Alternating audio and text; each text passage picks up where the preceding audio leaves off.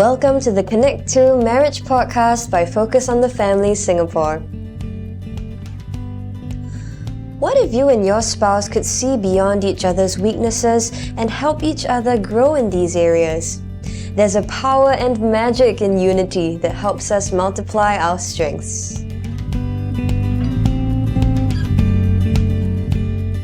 Hello and welcome to the Connect2 Marriage Podcast. I'm Gary Koh and I'm your host for this episode. In each episode of the Connect2 Podcast, we'll be tackling questions that couples ask about marriage, communication and conflict, and so much more. We hope you will keep tuning in to learn with us as you grow closer, deeper and stronger in your marriage. Today we're continuing our focus on communication and conflict by delving into the topic of strengths and weaknesses. Every marriage is the sum of two lives, two different growing up experiences, two different skill sets, two different expectations and dreams, and so on. In our last podcast, we talked about the concept of multiplying strengths, how 1 + 1 = 3 instead of 2, when we focus on using our strengths in common areas instead of pigeonholing ourselves into certain roles. Now with my guests, Frankie and Tina, we will delve into what to do with our weaknesses. How can we convert our weaknesses into strengths? There's a lot of talk about growth mindset these days, but how do we have it in a relationship, and how do we have that growth mindset in marriage that we can overcome the weaknesses that we encounter in the relationship? Over to you, Frankie and Tina. Having a growth mindset means believing that certain skills can be developed and effort is needed to build skills through daily training, through adopting good strategies, through input from your spouse, in the case of marriage, versus a fixed mindset that you believe that I'm like that. It's purely innate and there's nothing I can change. Not easy to have input from your spouse though, I must admit. Especially when I think I'm right. When my wife gives a comment, I get little irritated sometimes and little like, oh, who are you to tell me? But when I sit down and think about it, I know there's so much value in that. Yeah, that's true. And I think that whole premise too, right? Our strengths and our weaknesses are not static. They're not, that's it. And then, forever your weaknesses will be your weaknesses or your strengths are your strengths. Because otherwise we'll always claim, you married me what? You knew what? I'm like that what? I'm always like that. Then it ends the argument already because it's like, you're trying to tell the spouse that I will forever be like that and it's just your problem. You have a problem with me, but I'm like that, Whereas, we really want to put out this irritating argument, excuse out of the picture, and just like what you said, Gary, where can I improve? Or let me just pause and listen. It's irritating, it's hard to dig within ourselves to address an area of weaknesses. That's why it's called weakness. But the fact that your husband seems to, or your spouse, or by context husband, seems to shine in that area, then is there something we can learn from them? Like, how do you do it so easily? And we can actually adopt a curious mindset so that then we can grow. We can ask them like, hey, how do you do that? Like, I can't do that. Like, in fact, I have no energy or no motivation to do it. Like, what is your thought process? And you'll be surprised that your spouse has an interesting thought process that can actually help you if you take a position of being curious, and then from that premise, you can then grow. Curiosity is important. Personally, I'm very encouraged by Tina, how she embraces challenges and even failures. Like for example, in the beginning, she's not a morning person, but with parenting, she has changed so much because she persevered. And now she's the first one to wake up. She can wake up at 4:45 a.m. in the morning just to get things ready. Wow. So this is just an example of how when you are committed to it, you can persevere and you can change. And as a husband, when I see that happening, it causes me to step up as well in things that I'm not so good at. And I see my wife committing so much to it, trying to do her best, committed to do what's best, not just for her, but for the family. It really helps to encourage me. And that helps when we can talk to each other openly, so therefore we can accept criticisms for each other and encourage us to have the desire to learn and to be inspired by each other's success. To me, that's very inspiring. You see your spouse striving to work on areas that they're not so good at, and then when you see success, you're just happy for the other person. And that's, you can celebrate, You can celebrate, and these are big wins. I like that. I think catch your spouse doing something that they're not naturally good at and then celebrate that. You all mentioned a lot of C's in your conversation.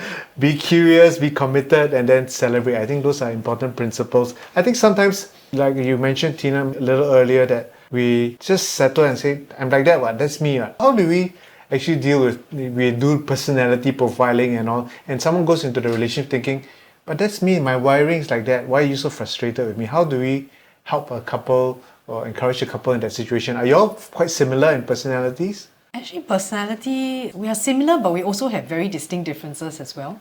Yeah, so that's areas like say where we pull each other along in our strengths. For practical example, like he's very clean. Like he's the one who organizes, who neatens up, who cleans, literally mops and sweeps the house. Like Frankie mentioned in the previous episode, we've always committed to look after our children on our own. So we have never had a helper. We don't have our lived-in parents or anybody. So he actually goes the extra mile to help to clean. Whereas for me, I actually have other expectations. For example, when he comes home, I prefer if he spends time with the children than clean the house. But after a while, I realized that actually that value of him helping me neaten the house is so important. In my mind, I also have my own strengths and perception of what I think should be his contribution, right, at that point. Then I had to also learn to adopt his habits of cleaning, because I'm not very good at the cleaning, and I procrastinate and I have piles of paper stacked here and there, where he has like a file for everything, you know. So he'll teach me simple things like everything has a home. Like you don't place it down, it should have a home, like it should go somewhere. And I don't like that, because then I think, oh, I don't have a home, then I don't know where to put it, then I will put it somewhere, right, that is not its home. So I've really had to learn to not be angsty about parts of seemingly his strengths, for definitely his strengths, but that rub against me, that make me feel uncomfortable because I'm not neat, right? I'm not clean. But over the years, I realized that, hey, you know, there are areas that I can learn. For example, right, after I come back from a holiday trip, last time as a young person, as a single person, my luggage can be in my room for like a few weeks. After that, I barely touched. I start wearing the clothes from the luggage probably, and I'll resent having to clear it. I mean, that's my own thing, right? I wasn't even married then. It's just my own thing, but I would just procrastinate. Whereas for him, the day he comes back, he will clear everything as much as possible, and the luggages can go back in the storeroom.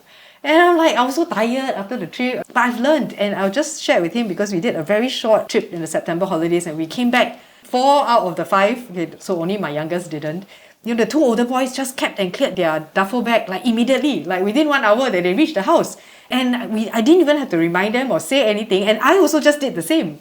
And I was just so amazed, and I told him, hey, did you notice that or not when we were preparing for the podcast? I said, we have all learned something, and it's, you know, without his nagging, we realized it's an important and useful skill, and we just did it. And now I'm so happy, right? Because then I didn't have the luggage there for 2 weeks in my house. And things are back in place, and life moves on. So I think sometimes it starts with us, like each of us have to be willing to grow, right? And it's painful to grow, right? Growth sometimes starts off with the irritation, with the angst, with the discomfort. But then we have to move to go, hey, this sort of means I can grow in this area, rather than say, no, I want to protect this part so that it doesn't hurt anymore. So we cheer each other on, what we call on-the-job training in marriage and in parenting. So Tina mentioned about her organizational skills. I should also say that one very distinct difference between the two of us is that she likes to confront issues right away. She's more confrontational.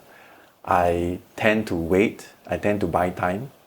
So when we started off, according to her, I used to lay off issues, conflicts for weeks. I thought it was days, but she time again mentioned to me that it's weeks. But over time, I've learned, and we have talked about it. So from weeks, I've cut down to days.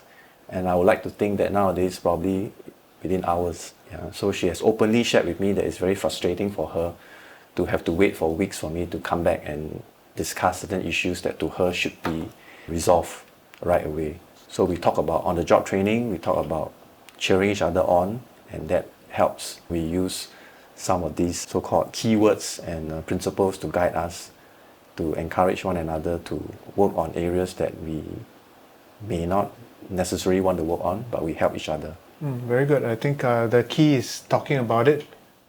I'm sure it wasn't fun or easy when we had to bring those things up. I know, I mean, just hearing from you, when she had to address those things, I don't know how you would have felt initially. I was like, oh yeah, no problem, I'll do it for you. Or is it like you go through a period where you're just wondering, do I really need to do that, or should I be addressing that? But talking about it is key. I think for couples who are, especially newlyweds who are tuning in today, remember there'll be times, it's a period of growth. that your love actually will mature as the years go by, where you begin to understand, and there's nothing wrong when your partner seems so different, or when they're asking you certain things and you get edgy and frustrated. It's because you're both figuring out and you're in this journey of growth together. So growth mindset, not just in differences, but growth as a couple to become a mature couple, as we have been hearing today. How do you avoid the trap of fatalism and seeing our abilities as fixed assets? I mean, we think about, like I mentioned earlier, sometimes we think that's just me, right? We mentioned, but how do we actually overcome those things, especially when it's a real weakness on my part? I mean, I'm really not good at it at all. How do you, as a couple, address something like that? A lifetime of love and romance requires intentional effort and attention. Yet, in times of busyness and with overwhelming priorities to tend to, our marriages can often take a back seat. No matter the state of your relationship today, we want to help you and your spouse thrive. Check out Connect2, featuring specially curated experiences and resources, our favorite selection of articles, top hits on our podcast, date ideas, conversation starters, and more to address the issues that are keeping you and your spouse apart and help you rekindle the joy of pursuing one another. Visit www.family.org.sg/connect2 today.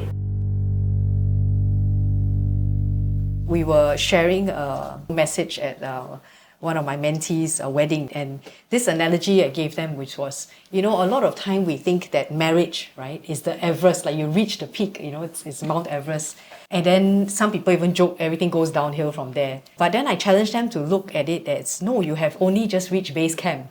You haven't even summited to the highest peak. There's so much more to learn, to struggle through together, but there will be so much more exhilaration of achievement, accomplishment, excitement, enjoyment. And I think if that is our perspective, we need to put aside this whole I am like that kind of mentality. Because seasons in life are going to bring different challenges to the marriage, whether you have children or maybe you even choose to adopt or foster, or just in your own life, you might have a community involvement or a baby, meaning like a business to grow together, right? And there will be very different challenges on your time, on your energy, sometimes even on your sleep, and you need extra strength. You can't just go on a default basis and expect to then deal with the rest of the challenges ahead beyond base camp, right? So for those of you who don't understand, base camp is like the part that you reach before you actually summit Everest. And many other, of course, the big peaks. The first part that you reach is base camp, which is actually very high. It takes almost a week or sometimes more than a week for the amateur ones to reach. So with that mountain climbing analogy, if you see yourself wanting to summit the peak that you are looking out for, then it's really that picture of growth and personal improvement, wanting to summit the mountain together, cheering each other on, encouraging one another to take the necessary steps to keep moving towards the peak.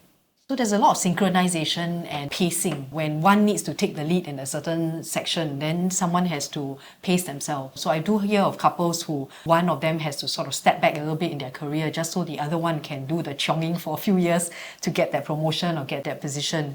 And then after that, they take a turn. So similarly, I think there's that synchronization where you need to adopt different skill sets. We have this little motto that we have, because when our children came along, our first two were very close in age, both boys. Our second one has special needs, ADHD and all that. So he was very hyperactive, very impulsive. So there will always be things that go wrong every other day, or every day rather, every other moment. Sometimes no matter how much you plan, something will go wrong or we forget something. And we just used to look at each other and say, let's make it work. Because we used to just sigh and get really upset. And then I will sigh or he will sigh. And then we'll get upset with the other person because we thought the other person is blaming us for forgetting something, But after a while we went, let's just make it work. And I think that sucking in our breath and just declaring a positive direction, even though both had to pick up pieces that were messy, right? Sort of make things work, really salvaging, from whatever tantrum, meltdown or whatever that was happening.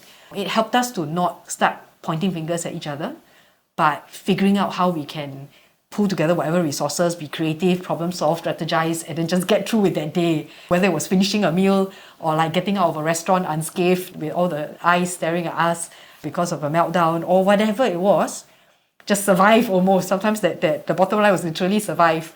get home, get the children to bed as early as possible before we conk out beside their bed on the floor. So really having that ability to want to grow, I think helps every season be that much more manageable, or at least it helps you grow through that season rather than step back and say, I can't, or I'm out of this. Thank you. I think really just hearing you, this journey of marriage is really like going on a mountaintop experience. Learning from each other, encouraging each other. We are not perfect. There'll be times where we will get frustrated and irritated with one another or even snap at each other. But just hearing the two of you being focused, having that goal to let's work this out, let's work on it, let's deal with this rather than get upset with each other for too long. Yeah, not that we don't get upset, but I think bottom line is be upset, but then we need to work on something to make this marriage work even better. Yep. In each podcast, we address a frequently asked question that couples have about marriage. Today's question is, I know my spouse means well when he challenges me to improve in my weak spot, but sometimes I feel I'm not good enough or nothing can please him. How can I tell him to give me time and understanding too? How would you advise this couple in this scenario? I think it's interesting that in this question, the questioner already knows what you want to say to your spouse. So please say it. You are saying, how can I tell him to give me time and understanding? Say that. And I think if there is something that your spouse is not able to hear from your request, then you need to pursue it a bit more. Yeah, why is there not enough listening happening between the two of you, right? And when you're asking to give you time, is he thinking you're giving excuses?